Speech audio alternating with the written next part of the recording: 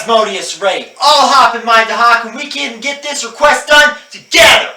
Hey there, my name's Red Severin. I'm a hunter by trade. That means I can take on any job, no matter how big or how small it is. There's no beast, no man, no machine, no object, no act of God. There's no weather or event that can stop me.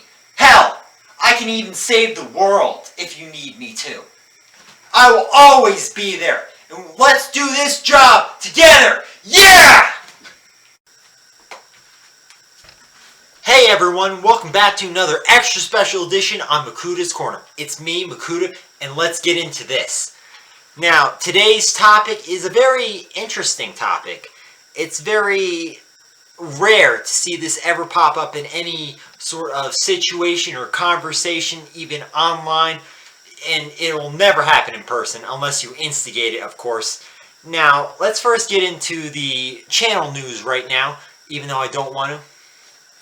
Skip past this if you know, or if the video is already out, or just don't worry about it. This is just... So, I know some of you might be wanting to see the special edition on the Nintendo DS wireless TV tuner. I did release a preview on it. I said I'm going to make a video. I am making a video on it. It's hard to find information that is not Japanese on this. I have the manual and everything, but I just can't read it. And the other people who cover it don't go into as much detail as I would like. But, you know, I probably can't do any better. It's coming out. Don't worry. But on to the main meat and potatoes of this review, this episode in Makuda's Corner. Boys and girls, people of all ages, holy crap. Have I stumbled across something that is rare to ever find? It's a very highly prized game, and people don't talk about it. Not online, not on YouTube, it's just not really mentioned. This is a Nintendo DS exclusive game, published by Bandai Namco. And, oh boy, it's something that I needed to make a review of. It's something that I needed to talk about, because no one talks about it on YouTube or anywhere that I can tell, unless it's about 10 years ago, or the very small fan base that is still huddled and gathered around this universe, this game. It's a gem, it's a treat, it's a diamond so far deep in the mines that the very few people that find it are completely stunned by it.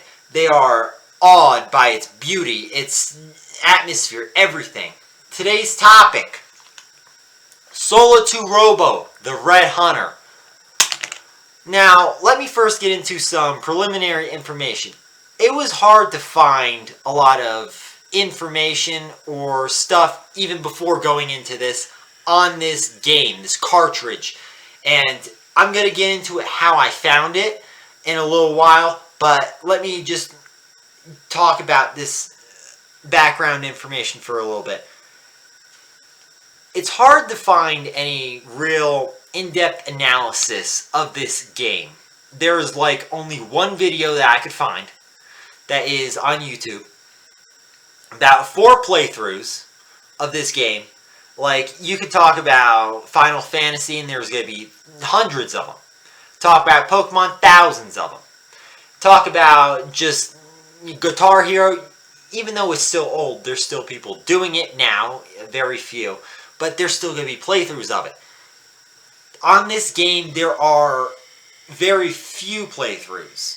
And I'm going to say this. I wish that I was more experienced in video editing, because this game really does deserve just the awesomeness or the enhancement of a well-done video that I can't produce nowadays, or I don't have the knowledge to do, that would do it better justice than what I'm doing now. But I still want to review it because it just is so good to me that it made me feel like I needed to say something now, or else I'd forget sometime in the future. So, let's get into part 1 of this review. Yeah.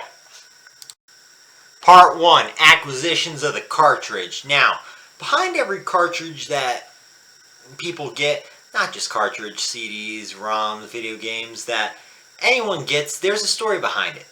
Now, if people share it or not is entirely up to them, and usually they don't share it, but I think this is very relevant to this game because, wow, it was a journey in and of itself getting it. Getting this was very, very difficult, and let me explain to you how and why I even got it. Now, this is going to be split into two halves. How'd you even find out about this fucking game? And part two is, how'd you even get your hands on a copy of this? Let me tell you, everyone, it's hard to find. So, first question. How did you even find out this thing even exists? Now, let me be honest. Let me be clear. Makuta is a small town Makuta. He's very sheltered. He doesn't know much about the outside world. He wants to, every time he reaches his dark hand outside, just slap him away. Don't learn much about the outside world. Don't learn much about anything else everyone usually taught me. But I'm starting to get out there, and once Makuta's plan gets in motion, things are going to happen. I found out about this because I was looking up the Nintendo DS TV tuner and different, accessories and objects that go along with the DS. Now, I saw some other very interesting ones like the Rumble Pack. Along with DS tuner, there's like a fake face recognition thing for a game that was weird. And there's a very interesting one like the glucometer that encourages young children to test regularly by use of a game. It's called The Digit by Bayer Medical Company. Very interesting. But I was looking through it and I saw some collection videos. And, I like collecting. Makuta's a collector. He collects Makuta, Toa, different things. I'm one of you people. I'm in the club. I'm a good collector. Makuta's good. Yeah. But, so, I looked at games collections, and you know these people are friggin' collectors, and they got wall-to-wall games. Shell, Switch, PS4, Xbox, Switch, just friggin' games. All over the floor, on the walls, on the ceilings. Holy crap, there's games up and down. And here are a few that we like. I was looking at these game collection videos, and I saw that most of them said, oh yeah, we got these amounts of games, and more specifically, I looked at collection videos with highest priced games. And these games just said, here's a few things that we have that are very expensive. And I looked at DS for some reason, because I was looking at accessories, and one game that they always mentioned was Solatorobo. And every single time they mention Solatorobo, they say, it's a good game. It's a good game. Okay, now when you say good game in the way that the first video said, it was not like, I'm in your face, I'm good. Like Persona 5, I'm good. It was more of a, come sit down by the fireside, traveler, and have a rest type of good game. So I moved on to another video that was recommended, and Solatorobo popped up again. They said, it's good. And I watched a third and a fourth. And there's only 4 videos that I saw with Solatorobo in it. Holy crap. Every time they said, it's good. And in my mind, there's this thought spinning around. The demons spinning the wheels of my mind and saying, oh, it's good. What do they mean it's good? It's not enough information. It's pursuing me. This thought is just grappled onto my head. This is like a Persona 5 treasure. Think of it as you would.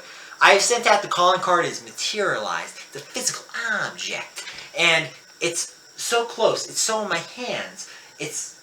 But every time I reach for it, it draws back. I reach for it, it draws back.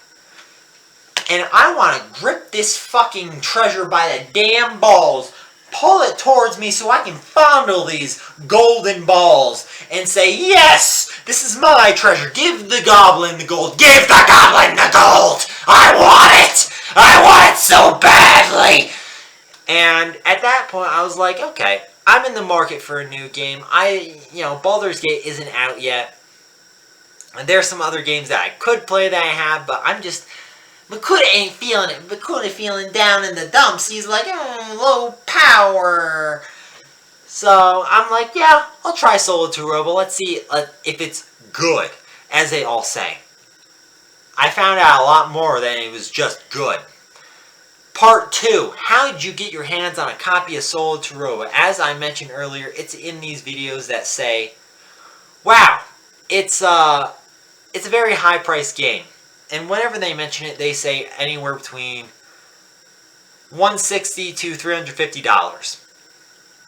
They ain't lying. Collectors and, well, not collectors, resellers, friggin' scum of the gaming community have had their friggin' way with this cartridge. Holy shit. From the information that I found out by researching it, this is after I bought the cartridge, that it's a very small game that was a spiritual successor to Tail Concerto that I've never heard about, and was published by Bandai Namco but made by Connect 2. That it was very unpopular both in Japan and overseas. That Japan only sold 30,000 units and the US sold 100,000 units. Now, for a game, that's not a lot. And for a DS, it's not good. So Bandai, being Bandai, had some other things. I can get into a different video, maybe redo this video and get into it. But because of its rarity, the prices naturally go up. Supply, demand, economics. Is that the resellers have had their way with it.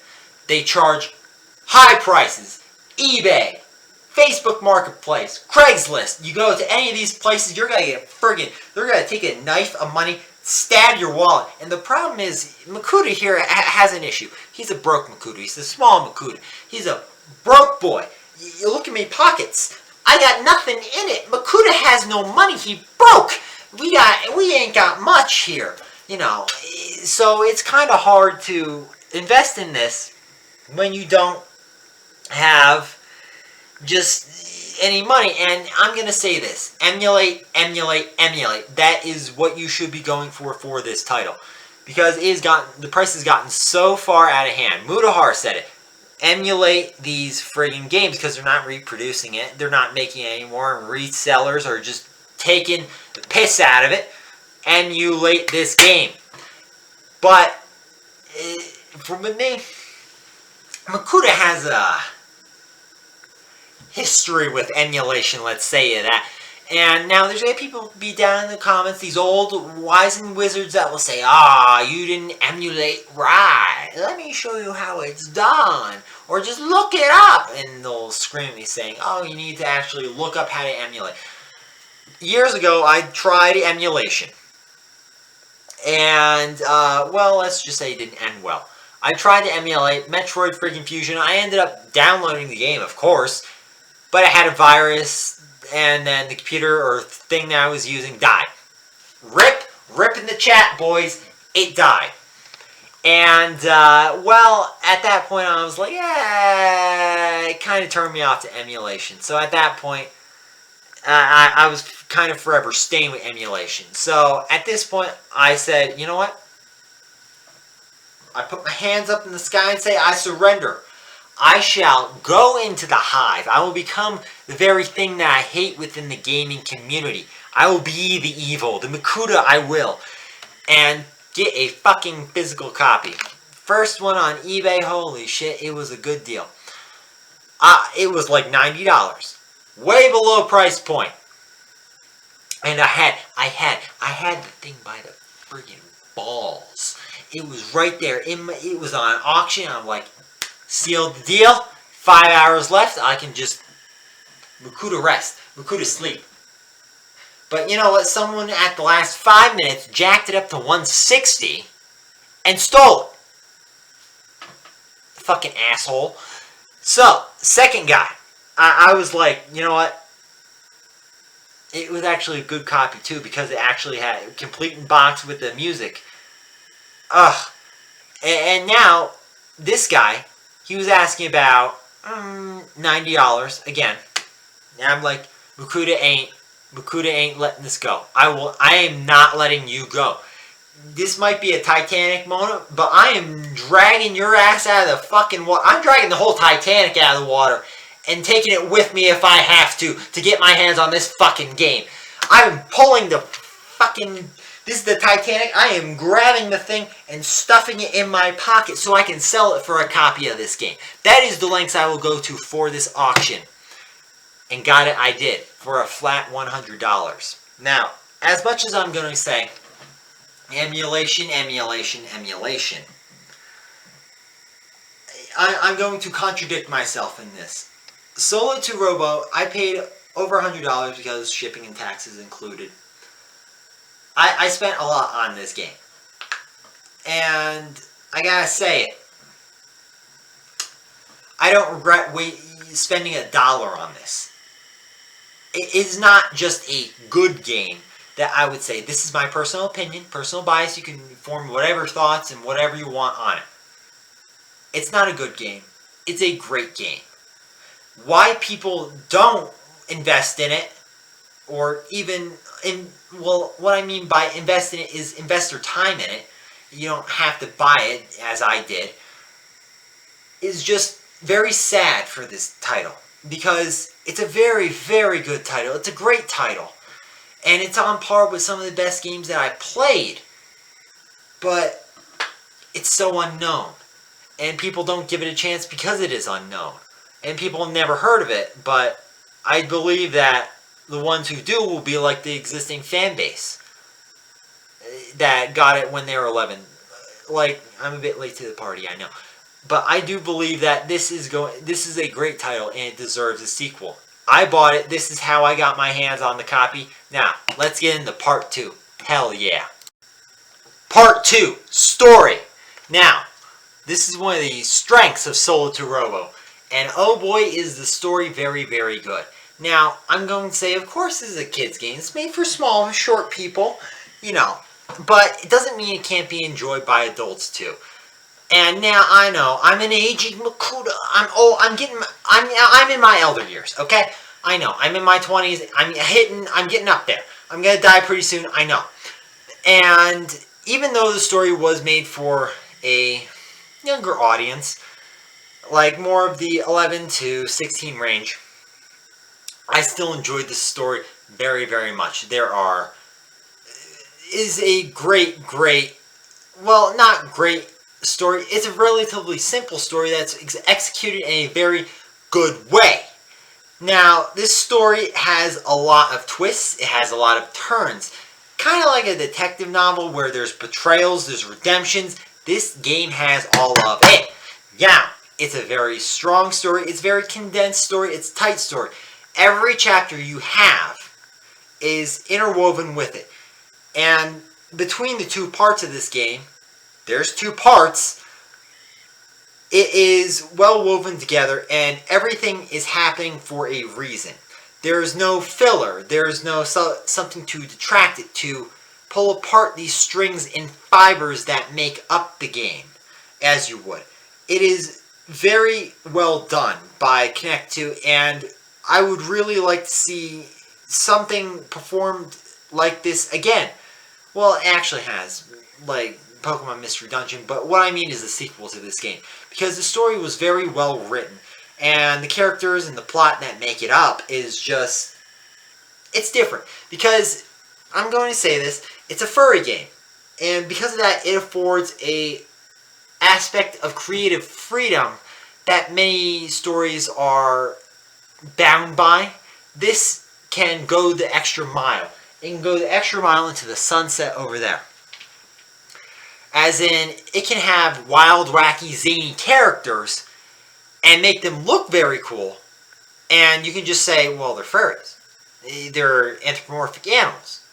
And you can have these big old fucking robots and shit standing millions of feet tall saying, yeah, we can explain that too. Why? Because it's a furry world. It's not really bound by the constraints of realism like other games sometimes are. Now, because of that, The story is very creative in a way, but it is simple. It's not hard to grasp. It's not something that, like water, you're trying to grab the water and you can't get a good grip on it. You need to freeze it. Is to get a hold in your friggin' hands. The real, basis of the analogy, Makuda's not a smart person. That's an example of it. What I mean is, it's easy to grasp if you're a kid. But if you're an adult, you can grasp it better. And if you grasp it better, you'll be rewarded with more story and plot points that you might have missed as if you were a kid. And there's many subtleties that are put in there that adults will pick up, but kids, even playing this game, will enjoy the base of the story too. Which means whether you play it as an adult or a child, you're going to get the same base game, and you're going to enjoy it as much as, the two different groups. And because of that, that is why it will, appeal to all audiences. Now, this is entirely subjective, but, do what you want. You may sit there and blow off the story, say, it's not enough for me. That's fine. It's your personal tastes. But for me, this is how I view the story and how it puts together for me and, allows me to read it whenever I play the game, and I like it. It's very simple, but it's very easy to grasp, and there's different layers to it that you can understand, pull apart, that me and my elder and aging years get. And because of that, I think it pulls off this story and plot of what it's trying to tell really, really well. Part 3, coming up now. Part 3, the music design.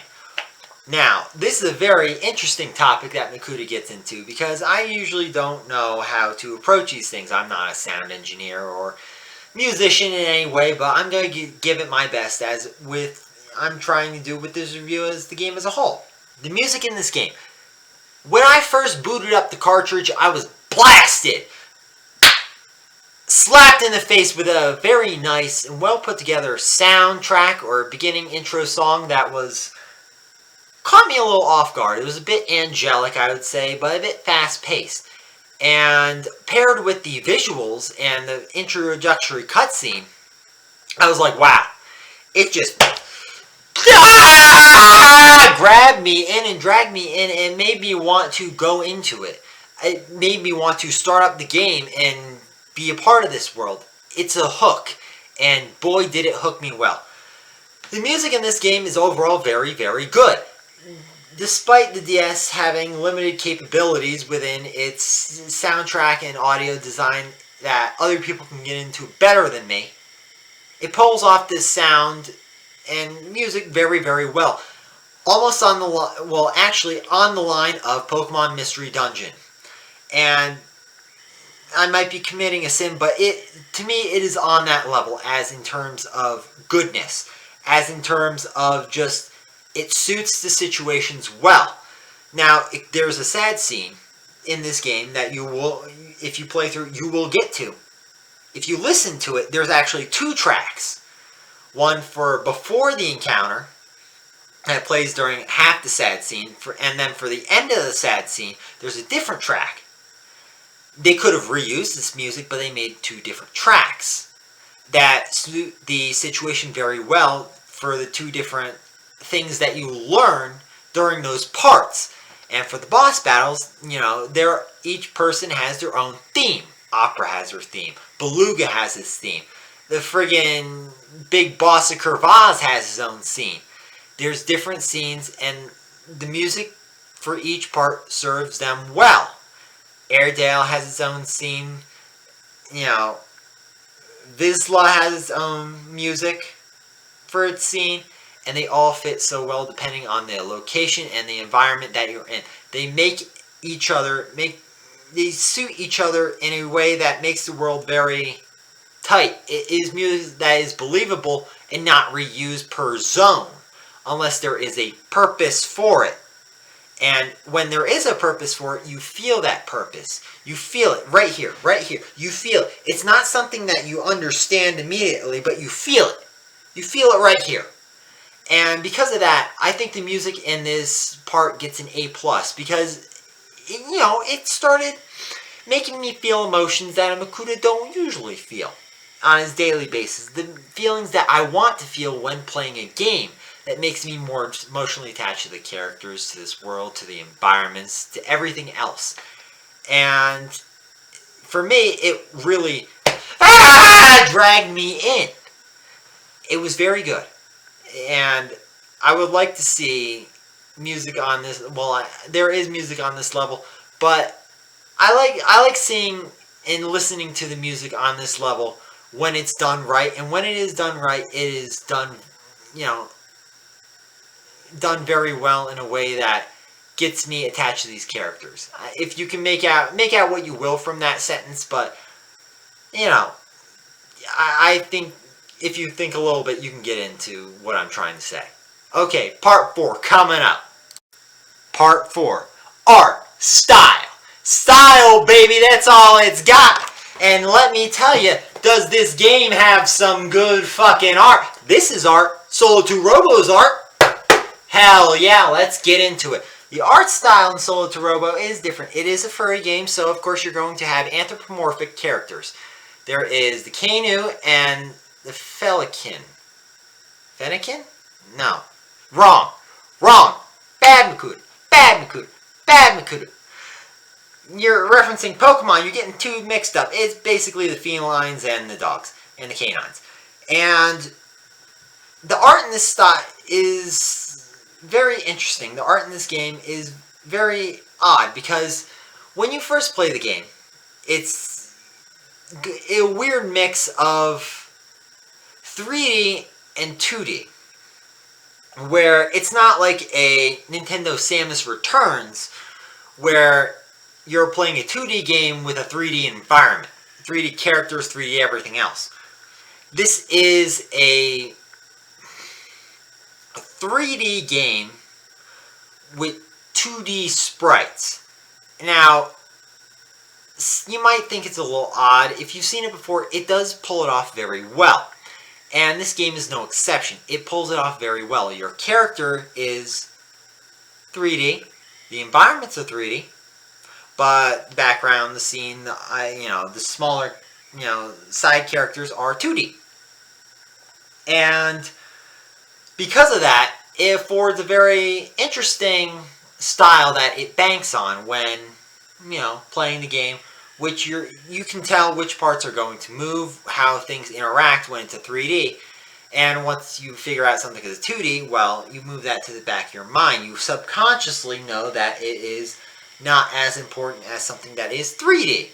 Like, your ship is 3D. But side characters in, Spindale are 2D. Now, because of this art style, it is, very interesting, and it takes on a more anime approach to this game, which, I'm going to be honest, for these games is basically on par for the course. And, it doesn't mean it's a bad thing. It's certainly not a bad thing. And, moving forward, I like seeing this, and it does make some very interesting issues in the later game that I will touch on, because this is a 2DS we're talking about. I play on a Nintendo DS Lite, and yikers. This game's a little bit ahead of itself. It has a lot of content.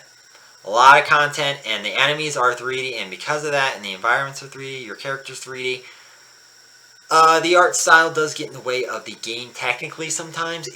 I'll get into it when I get into the technical issues, but it does create a problem within the DS itself and the powered hardware.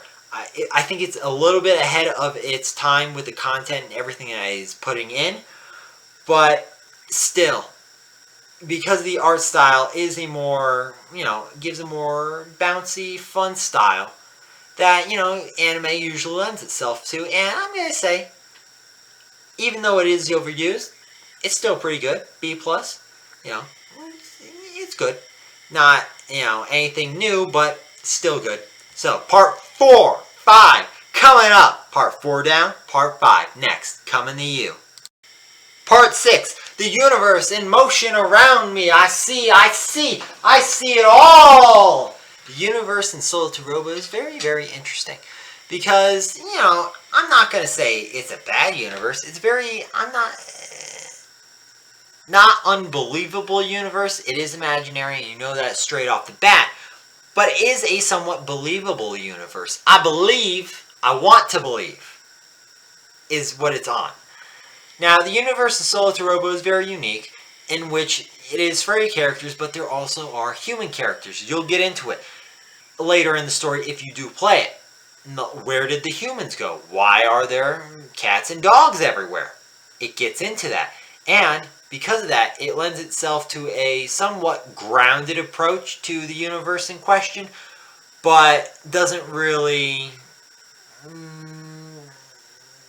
stay chained or really bound by the rules of reality, which it can play around with and change with at will, like the ships that you fly and different styles of the houses and how everything works in the universe, from the robots to the cultures to the floating islands to the cloud sea beneath you. That is the great mystery that it wants to pull you into. And for that reason, I think the universe is very unique. It's not something I haven't seen before. I've seen it before, Makuta's been around the block, But universe itself doesn't mean that it's, even though it is something that I have seen before, doesn't mean that it is a bad thing I have seen before, So, universe, it's pretty unique. I do actually like it. Everything that it explained fits together in such a way that, it lends itself to a sort of continuity. Everything is continuous string. There's no breaks. There's no ups and downs that make you have to leap of logic to it. So, the universe is very well put together, very thoughtful. And for that reason, it lends itself to me being very immersed into it. And, therefore, I give it a good thumbs up. Good thumbs up. Part 7, coming to you next. Ha. Uh-oh. Intruder alert, intruder alert. Oh, what's coming across the screen? Oh, no, it's part 6. Didn't see that coming. Combat. Oh, boy. It's a main part of Solatorobo because how you gotta fight enemies. There's people coming to you. They're coming to kill you. They're coming to take the coins out of your ass. Oh, no. And now, let's get into it. Combat in Solatorobo is definitely interesting. As the name suggests, Solatorobo, there are robots. And your robot is called a Dahak.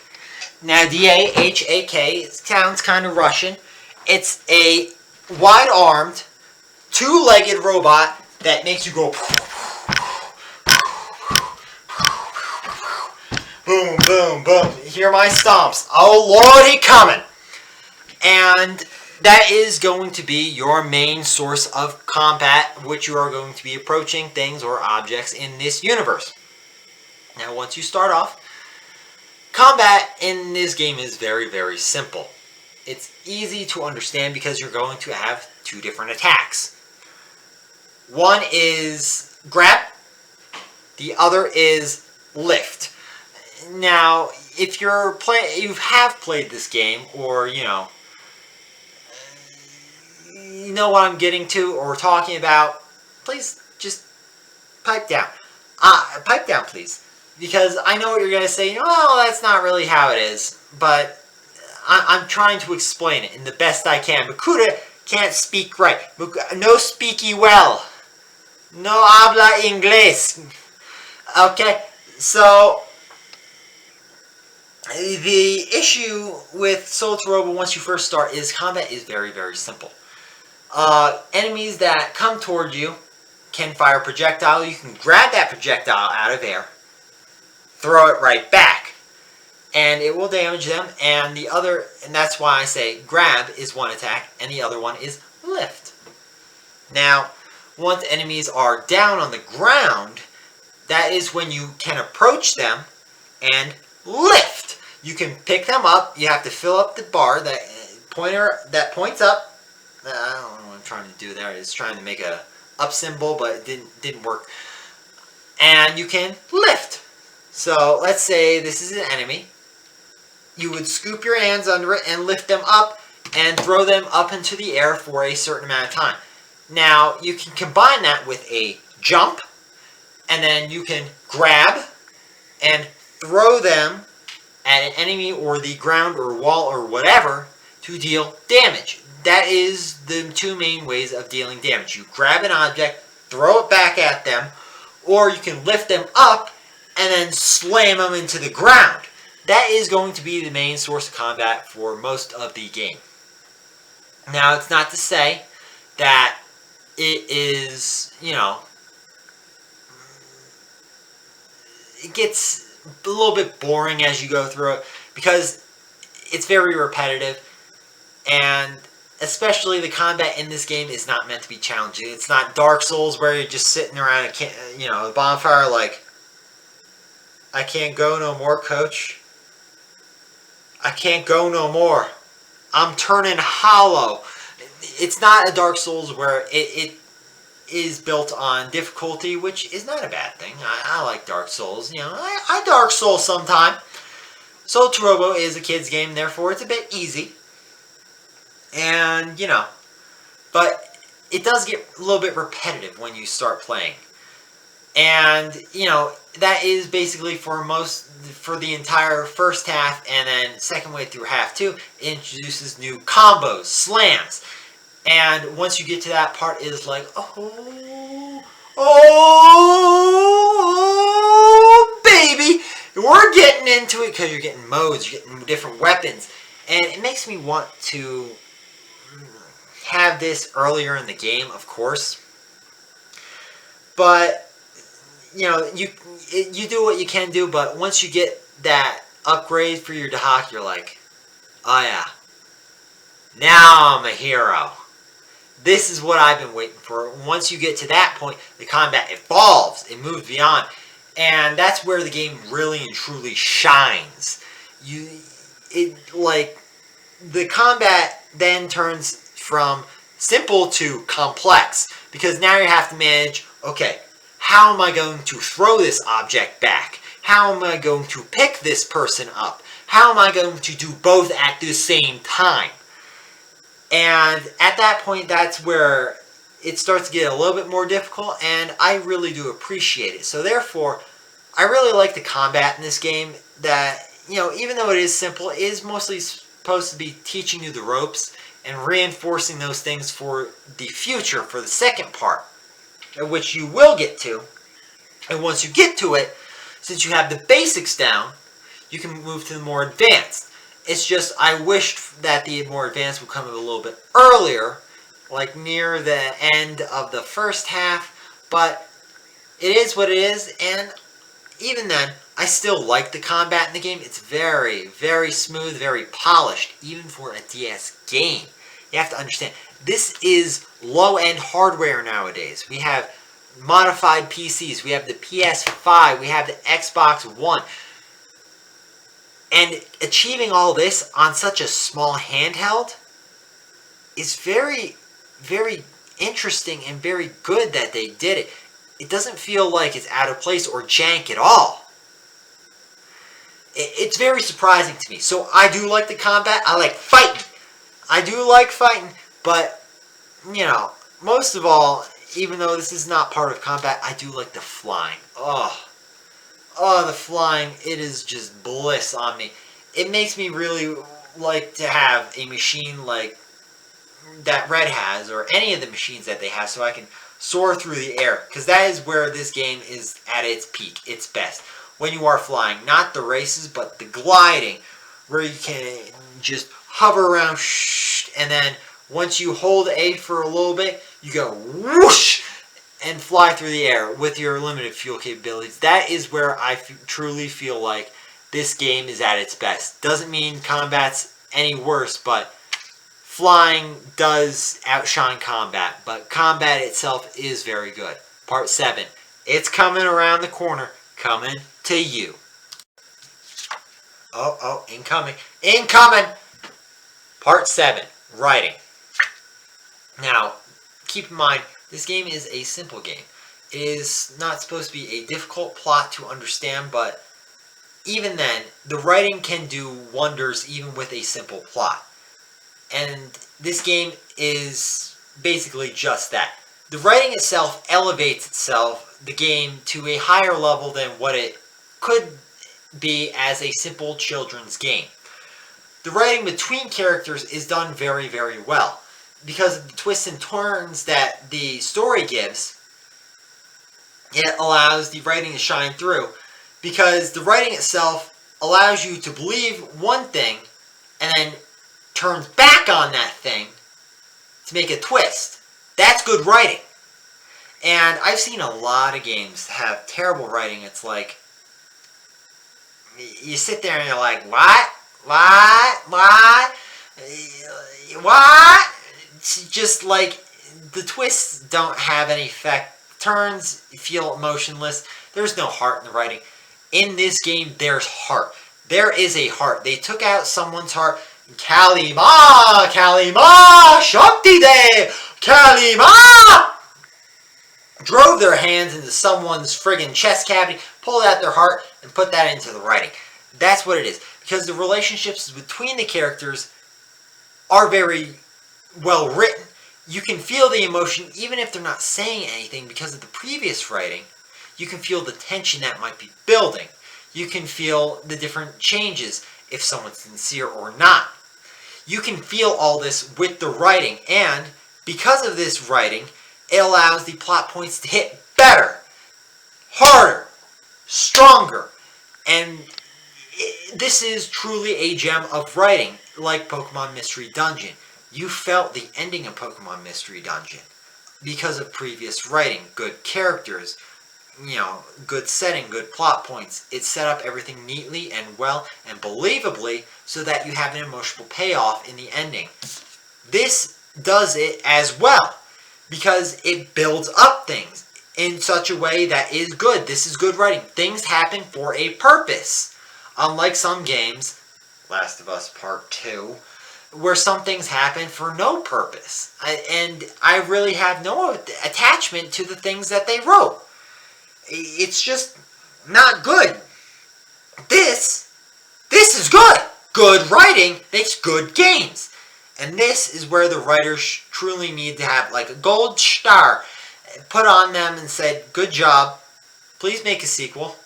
Because with writing like this, I have no doubt that this game, even if re-released, redone, remastered, re-released on a PC or on the Nintendo Switch, which I'm going to be honest, it'd do better on a PC or a PlayStation. The writing itself would allow a lot of people, even jaded people, depending on what their tastes are, be like, it's not poorly written like we've seen before. Let's actually continue on with this game or maybe promote it. So therefore, the writing in this game is very, very good. And therefore, I'd say it's on par with the best of them. Alright? Part 8. Coming to a store near you. Oh yeah. Part 8. Technicals. Technique. Technician. Whatever you would like to say. This is going to be I'm going to say, problem, concern that I have with the game. I've been playing a lot of hours with it. Even though it is a short game, there are technical issues that I can't look past. Now, because this is a DS-only game, it is built for the Nintendo DS itself. And this was made 2011 or 2013, in the early 2010s, when the DS was in its heyday. That means the Nintendo DS is very, I'm going to say, low power low power continued by today's standards or compared to today's standards. And wow, does it show. They put in a lot of content in this game. They have a lot of 3D models. They have a lot of settings. They have a lot of things going on screen. And I really wish that this game came out on a higher strength console because this game lags. Okay, I'm gonna say it lags. It is not just something small is happening. Sometimes there might be more than 3 enemies on screen and you're in a 3D environment. Things go from, okay, I'm at, let's say, 60 FPS. Now, this is Solatorobo. You know what lag is, but it just...